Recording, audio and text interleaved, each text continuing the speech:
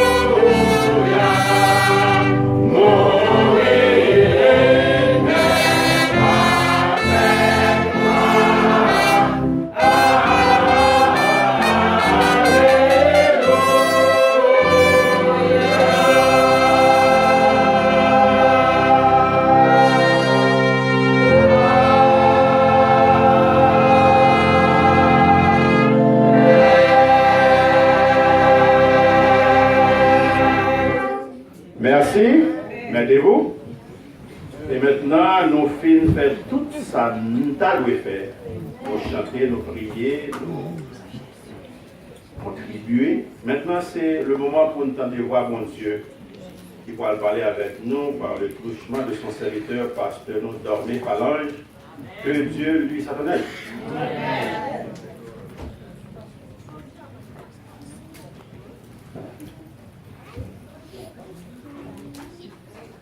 Frères et sœurs bien-aimés, le Seigneur est ressuscité. La mort fut suivie du triomphe de la vie. En effet, voilà pour nous un dimanche spécial, un dimanche glorieux, un dimanche mémorable. Nous reconnaissons que de partout, que ce soit ici, à l'église évangélique Baptiste Siloé, que ce soit dans toutes les églises chrétiennes à travers le monde, les chrétiens sont joyeux, n'est-ce pas? Les chrétiens sont fiers. Les chrétiens sont contents parce que le Christ est ressuscité. Oui. Des voix proclament la merveilleuse nouvelle de la résurrection.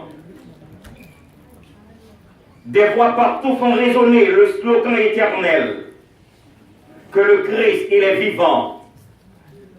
Que le Christ est vivant au siècle des siècles. Que le Christ est assis à la droite de Dieu son Père. Que le Christ reviendra pour nous revoir et nous retrouver et nous prendre avec lui dans le ciel. Que le nom du Seigneur soit béni. Je voudrais ce matin méditer avec vous sur les évidences de la passion de Jésus-Christ. Les évidences de la passion de Jésus-Christ allant du chemin de la tristesse à celui de la joie. Les évidences de la passion de Jésus-Christ.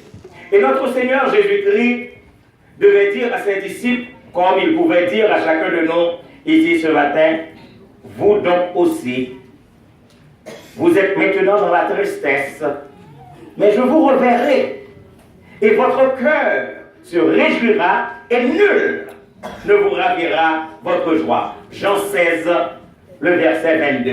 Et je vais relire pour vous ce verset, Jean 16, le verset 22, parce que c'est très profond. C'est une conversation entre le Seigneur Jésus-Christ avec ses disciples pour les rassurer qu'il serait ressuscité. Et certainement, il est ressuscité. Notre Seigneur Jésus-Christ a dit en Jean 16, le verset 22, vous donc aussi, vous êtes maintenant dans la tristesse, mais je vous reverrai, et votre cœur se réjouira, et nul ne vous ravira votre joie. On nous reconnaît que le temps de la passion de notre Seigneur Jésus-Christ, c'était un temps qui était chargé d'évidence. Et il n'a pas parlé d'évidence, il a parlé de preuves tangibles, de preuves palpables. Ce qui est clairement perceptible. Ça veut dire de bagailles que personne ne peut pas nier. Ce sont des évidences. Personne ne peut pas dire que Jésus-Christ va ressusciter. Parce que les historiens, à part la Bible qui nous en parle, mais les historiens révèlent que le Christ, il est vraiment ressuscité. Alors, nous allons bien à l'introduction de ce message, parlez-nous, premièrement, des évidences interpersonnelles. Cela veut dire des évidences relationnelles qui existaient entre personnes et personnes. Et nous allons voir ça à trois niveaux. Le premier niveau, ce sont des évidences interpersonnelles incompréhensibles. Deuxièmement, problématiques. Troisièmement, invraisemblables. Des évidences dans les relations de l'homme avec l'homme qui vraiment incompréhensibles. Et nous sommes capables de demander nous comment ça fait arriver pour des hommes se réclamant comme des chefs religieux qui disent qu'ils ont une relation avec bon Dieu et c'est eux-mêmes qui provoquait la mort de Jésus-Christ. Ça, nous avons avec lui incompréhensible. Je ne peux pas comprendre que le monde qui a chanté gloire à Dieu, et puis il y a Jésus-Christ, et puis il a arrangé avec une bande de scélérats, puis on dit crucifie-le, crucifie-le. Et c'est l'une des raisons pour lesquelles tout le monde qui vient dans l'église la matin, assurez-vous qu'on va suivre Christ. Assurez-vous qu'on ne va pas contre Christ.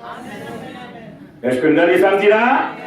Assurez-vous que votre présence dans ce sanctuaire, c'est pour glorifier Jésus-Christ, non pour être contre Christ. Parce que les évidences relationnelles, les évidences interpersonnelles étaient premièrement incompréhensibles. Que des chefs religieux se réclamant de Dieu provoquent la mort de Jésus-Christ. Deuxièmement, nous parlons de évidence problématique. Parce que on dit nos bagailles, nous tous qui sommes là, nous tous ensemble, après, c'est un beau jour de chanter la gloire de Dieu. Mais qui aurait imaginé que Judas, membre du Grand Conseil, parce qu'il fait partie des 12, est-ce que nous avons pensé qu'il y a un homme qui vivait le niveau ça, que tu vas le vendre, mettre lui, pour simplement 30 pièces d'argent? On nous reconnaît, mon qui lit Matthieu 17, verset 27, songez que Jésus-Christ n'a pas de problème d'argent. Malgré que Jésus-Christ ait dit, les renards ont des tanières, les oiseaux du ciel ont des nids, mais le Fils de l'homme n'a pas à vous reposer sa tête. Mais en vérité, Jésus-Christ n'a pas de problème d'argent. Donc cela veut dire que si Judas a besoin d'argent, c'est contre Christ pour le tabasser. Parce que c'est la bénédiction de l'Éternel qui enrichit.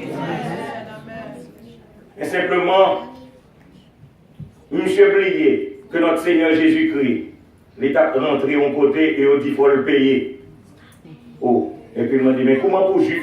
Nous sommes juifs tout, comment pour payer? Il dit, oui, si elle est pour entrer, c'est pour payer. Matthieu 17, verset 27.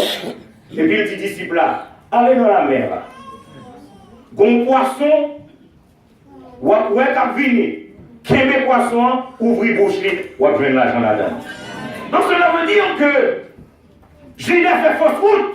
Et c'est l'une des raisons pour lesquelles on dit que c'est une évidence problématique. Parce qu'on ne peut pas comprendre que vous y a un monde qui disciple Jésus-Christ et pour vendre Jésus-Christ pour l'argent. Les évidences sont premièrement incompréhensibles, deuxièmement problématiques, mais troisièmement invraisemblables. Mes frères et mes soeurs bien-aimés, la foule n'a pas toujours raison. Est-ce que nous allons samedi? La foule n'a pas toujours, qui ça? Parce qu'il y a quelque chose d'invraisemblable. Évidence invraisemblable. Qui montre que Jésus-Christ t'a fait bien? C'était la grande foule qui t'a suivi. Jésus-Christ fait manger, il a mangé là. Il y a des gens malades, Jésus-Christ guérit. Et qui est-ce qui encore, le dimanche des rameaux, a étonné radio, pour dire Hosanna, béni soit celui qui vient au nom du Seigneur? La grande foule. Et puis le jeudi, cette même foule, qui crucifie-le, et allait aussi loin que son sang retombe sur nous et sur nos enfants. Évidence invraisemblable. Évidence historique invraisemblable. Mais qui est-ce qui est capable de comprendre que même ses disciples, Judas vient avec ses bandes de scélérats dans le jardin de Gethsemane, et puis monsieur vient pour mettre main sous Christ. La Bible dit, ses disciples l'abandonnèrent et s'enfuirent. Mes frères, il y a deux côtés qui arrivent au casseur. Est-ce que nous comprenons ça là? Il y a deux côtés qui arrivent, c'est vous-même seul avec Jésus là. Il est pour marcher. Parce que les disciples l'abandonnèrent et s'enfuirent. Mais qui est-ce qui t'a capable de dire que un homme de la trempe de Pierre t'a capable de renier son maître? Des évidences invraisemblables. Donc ce sont des évidences interpersonnelles, relationnelles, incompréhensibles. problématique et invraisemblable. Mais il y a aussi des évidences matérielles que nous devons considérer. Des évidences matérielles constatables. Car, en nous d'accord avec nous, pour Jean-Jésus bon, qui est-ce qui t'a dit que des hommes d'après fait une couronne d'épines qui mène ça gagner pour connaître que lui-même la tressé couronne ça, elle connaît. C'est le tête Jésus-Christ qui va dire. Des évidences matérielles que l'homme a pu constater. Et ils savent très bien que une couronne d'épines, cela veut dire avec des piquants, qui va rentrer enfoncé dans le front du Seigneur. Des évidences constatables. Cela veut dire mon a gardé, monsieur a fait couronne. Mais non seulement des évidences matérielles constatables, mais des évidences matérielles aussi observables.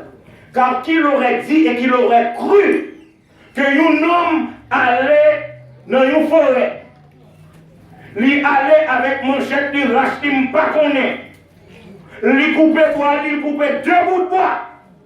Et monsieur connaît pertinemment que bois la faire, c'est pour lui, pour Christ, à le porter sous dol. Et non, n'en fait. Et sûrement, le monde passé, il dit, mais soit fait là, je dis, on quoi? Je dis, pour qui est-ce? Je dis, pour nom Jésus. Pour nom Jésus. On dit, mais tendez ça le faire. Il dit, ah, ma connaît, moi, je paye l'argent. Moi, l'argent, pas vrai? Vous payez l'argent.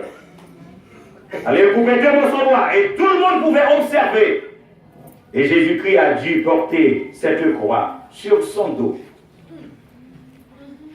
Et arrivé au lieu appelé Golgotha, là, il a crucifié. Sur quoi ça? Mais non seulement des évidences matérielles constatables, observables, mais aussi reconnaissables. Parce que le monde nous avait dit que couelle ou reconnaître, pas vrai? Couelle ou reconnaître. Normalement, nous reconnaissons ici que c'est le temple de l'église évangélique baptiste Siloé. C'est reconnaissable. De même que Golgotha, tout le monde qui était condamné en haut, il reconnaît Golgotha, pas vrai? Et c'est là que je suis décidé à mener Jésus-Christ. Tout le monde reconnaît ça aurait les clous, même si les clous actuels sont raffinés, pas vrai? Parce que nous avons des clous 2 pouces, 3 pouces, 5 pouces. Mais les clous que ont été choisis pour clouer maintenant, c'était de véritables chevilles de fer. Ça veut dire qu'on vissait sur l'air.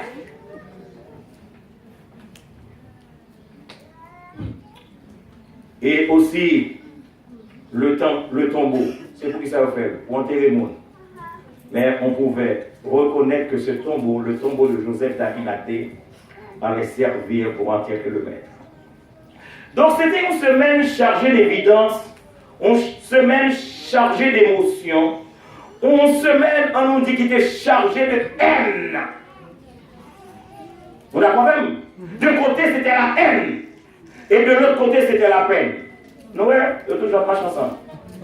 Parce que dès qu'on raille, la faut crier. Une semaine chargée de malveillance et de méchanceté. Ce rôle-là, c'est pas qu'on soit là.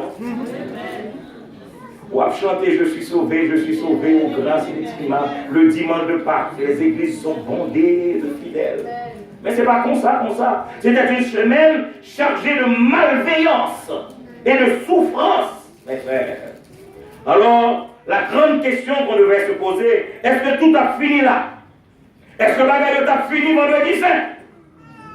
Est-ce que bagaille a fini avec disciples qui courent à le cacher, à crier?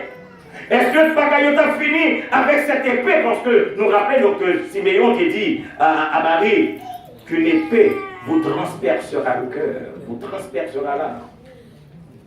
Est-ce que bagaille a fini comme ça?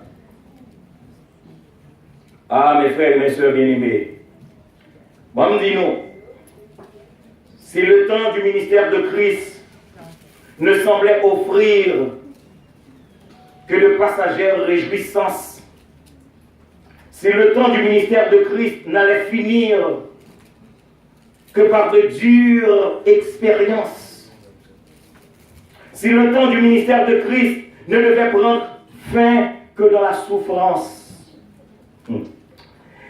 si à la mort même, le maître accorderait la licence. Parce que comme dit nous, l'homme te fait ça le blé, si ce n'est pas Christ qui est d'accord, l'homme va pas prendre Christ. Bah, moi, je dis ça, me dit encore. M'pini l'homme.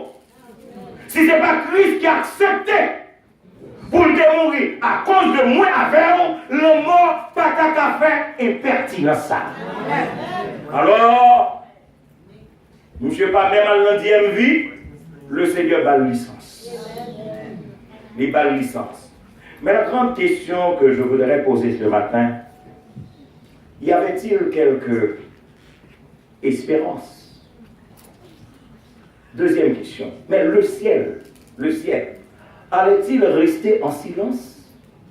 Est-ce que le ciel t'a capable de rester en silence? Est-ce que Dieu, d'après rester garder ça comme ça, n'agirait-il pas avec puissance? Et c'est ça que fait matin, on me dit nous regarde, chaque fois nous montons chez là, l'homme a dit le Christ est ressuscité, l'Église répond. Il est ressuscité. Parce que Dieu nous rend fiers, pas vrai? Est-ce que nous pas fiers matin? Oui. C'est celle de notre christianisme qui fait ça. Par contre, quelle autre religion qui a parlé de sauveur ressuscité? Seul nous-mêmes. Et puis nous avons battu l'estomac, nous. Yes, parce que notre Seigneur, il est vivant.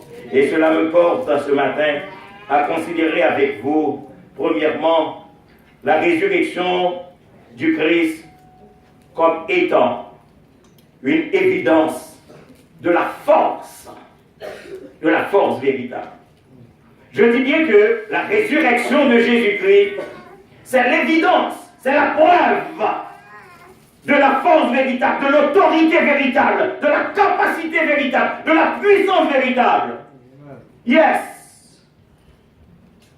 The resurrection of Christ, it is the true evidence of force, the true evidence of authority, the true evidence of capacity, the true evidence of God's power. Yes. Et ce n'est pas n'importe quelle force. Vous savez que monde qui pas gagné longtemps sorti en Haïti, songez que qu'on réclame que moi, il a fait en Haïti. Mais dit, c'est pas de vitesse, c'est pas de vitesse, c'est pas de vitesse. Est-ce que nous passons des réclames en Haïti? On est. Mais il a dit, c'est pas de vitesse, c'est pas de vitesse. J'ai l'impression, c'est pas de vitesse que mon Dieu est passé. C'est une force dépassant toute autre force. Et comme dit-nous, les hommes parlaient de force physique, de force mécanique, de force magnétique, de force nucléaire. Mais n'oubliez que qu'on seul monde qui est force, c'est l'Éternel des armées. Sa voix fait trembler les déserts de Kadès. La voix de l'Éternel est puissante, la voix de l'Éternel est majestueuse.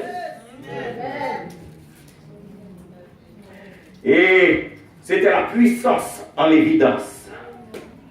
Et question que nous avons posée, comment cette puissance, la puissance de Dieu, se manifestait-elle? Je dirais par un événement épouvantable. C'était gros affaires. Je vous dis, moi, je parle de ça. Gros affaires. Et là, ici, on n'a pas parlé de gros affaires, nous, comme ça veut dire. C'est pas tirage. C'est gros affaires. Un extraordinary event. L'évangéliste Matthieu, en Matthieu 28, le verset 2, t'as espéré que nous ayons une Bible qui ouvre ensemble avec nous, parce que nous prenons le verset ça, Matthieu 28, le verset 2. Nous prenons ce qui y est écrit. Prenons-nous chercher parce que c'est important.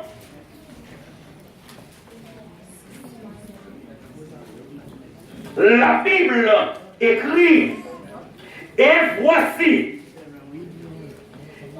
il y eut un grand tremblement de terre. L'église est là? Amen. Phrase l'assemblée est simple, pas vrai? Parce que c'est la lecture courante. Mais la lecture méditative fait me comprendre que pour qui ça, l'évangéliste Jean, devant tremblement, lui mettait l'adjectif qualificatif grand. Si l'oye est là.